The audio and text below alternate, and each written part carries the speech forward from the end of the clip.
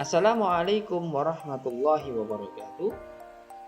Pada kali ini kami akan sampaikan best practice mengatasi kurangnya motivasi belajar peserta didik di SMA Muhammadiyah 1 Karanganyar oleh Agus Waskito, Sarjana Pendidikan yang dilaksanakan di SMA Muhammadiyah 1 Karanganyar 15 November 2022 dan 29 November 2022.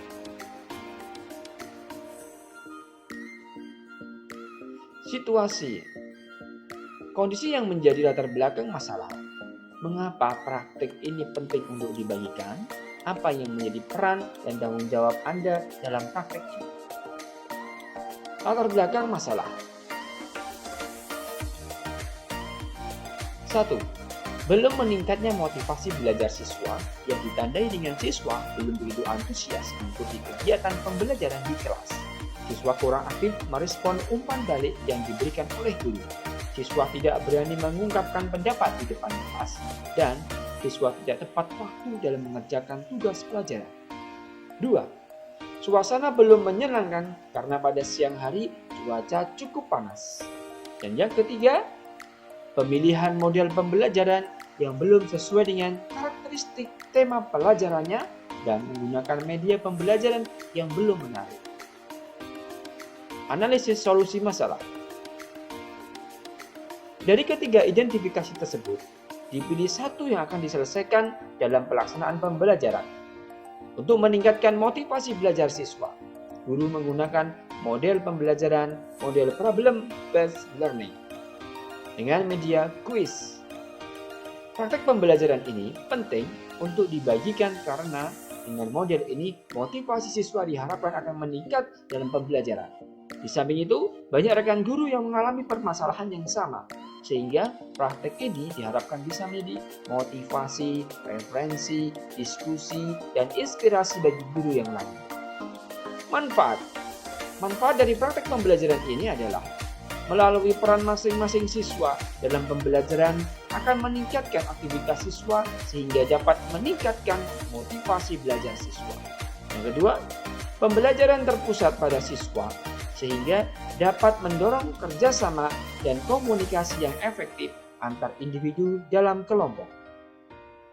Peran dari guru.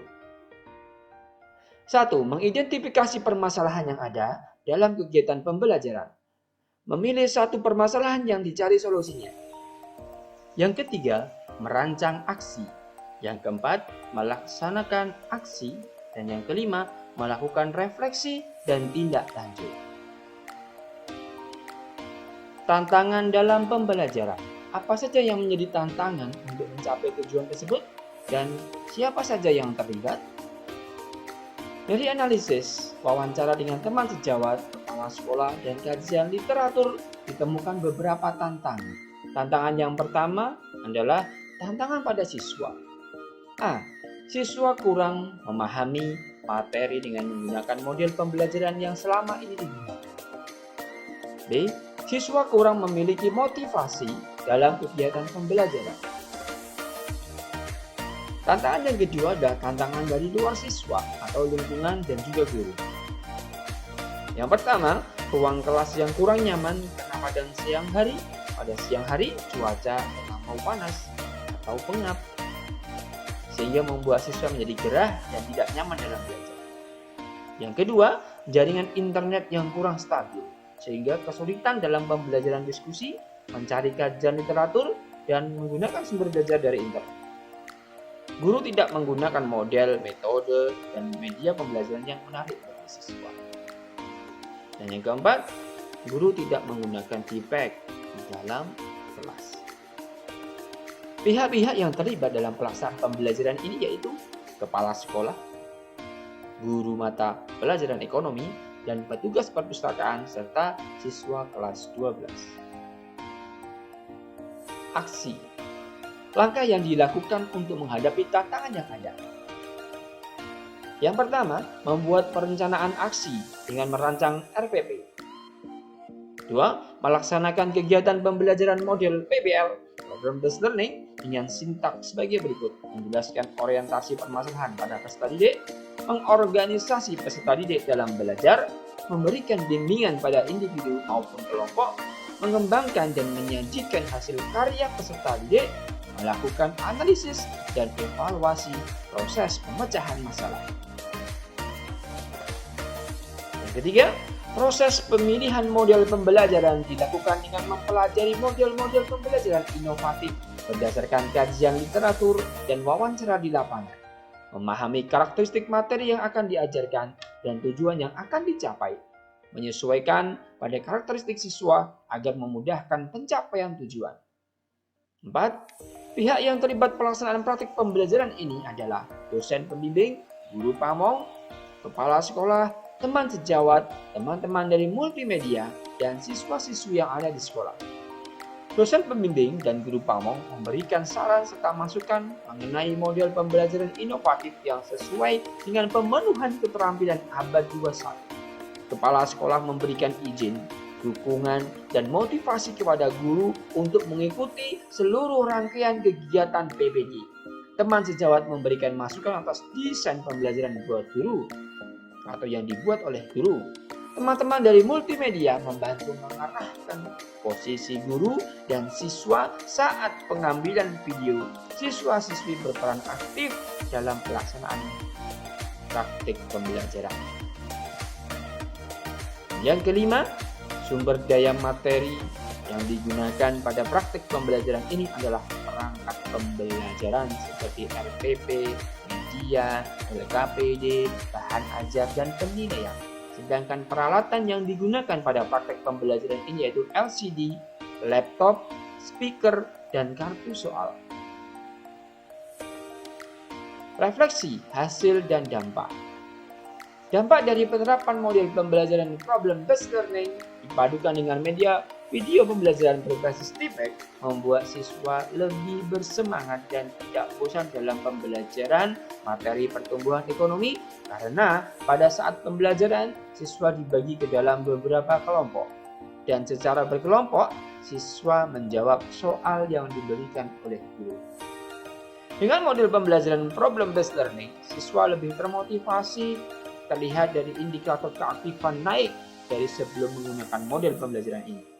Secara berkesinambungan, motivasi belajar siswa meningkat, maka hasil belajar siswa pun turut meningkat. Respon terkait dengan strategi yang dilakukan pada praktik pembelajaran ini adalah kepala sekolah menyatakan bahwa pembelajaran yang dilaksanakan di kelas seharusnya memang menggunakan model yang dapat menumbuhkan minat dan bakat siswa sehingga siswa antusias dalam mengikuti pembelajaran. 2. Teman sejawat memberikan apresiasi terkait praktik pembelajaran yang telah dilaksanakan karena beliau melihat bahwa tingkat pemahaman dan keaktifan siswa meningkat ini artinya tujuan pembelajaran sudah tercapai. Siswa merasa senang dengan pembelajaran menggunakan model ini karena mereka lebih leluasa dalam mengeksplorasi materi atau tugas proyek yang sudah diberikan guru. Teman-teman multimedia menyatakan bahwa pembelajaran seperti ini lebih menyatu dengan siswa, sesuai pengamatan siswa asik dengan tugasnya sehingga tidak sempat bermain-main dalam kegiatan pembelajaran. Keberhasilan dari strategi yang dilakukan ini tidak terlepas dari dukungan dan kerjasama dari semua pihak yang terlibat dalam proses pembelajaran. Penggunaan metode pembelajaran yang inovatif dengan model PBL dan media mampu meningkatkan keaktifan siswa. Penggunaan sarana dan prasarana yang memadai turut mendorong kelancaran proses pembelajaran yang guru lakukan. Pembelajaran dari keseluruhan proses yang telah dilaksanakan adalah meningkatkan keaktifan siswa. Pembelajaran lebih menyenangkan dan bermakna. Tercapai tujuan pembelajaran yaitu meningkatnya motivasi belajar siswa. Rencana tindak lanjut. Setelah menyelesaikan kegiatan pendalaman materi, pengembangan perangkat pembelajaran dan PPL, saya memiliki keinginan untuk pertama, memperbaiki pembelajaran menulis mulai dari perencanaan, pelaksanaan, hingga penilaian yang sesuai dengan ilmu yang telah penulis dapatkan. Melaksanakan sosialisasi kepada teman sejawat terkait berbagai model pembelajaran untuk meningkatkan motivasi siswa. membangun komunikasi yang efektif dengan wali murid untuk bersama-sama memotivasi siswa dalam pembelajaran. Sekian yang dapat saya sampaikan. Semoga menjadi manfaat untuk kita semuanya. Silahkan praktekkan program Best Learning di sekolah-sekolah Anda. Assalamualaikum warahmatullahi wabarakatuh.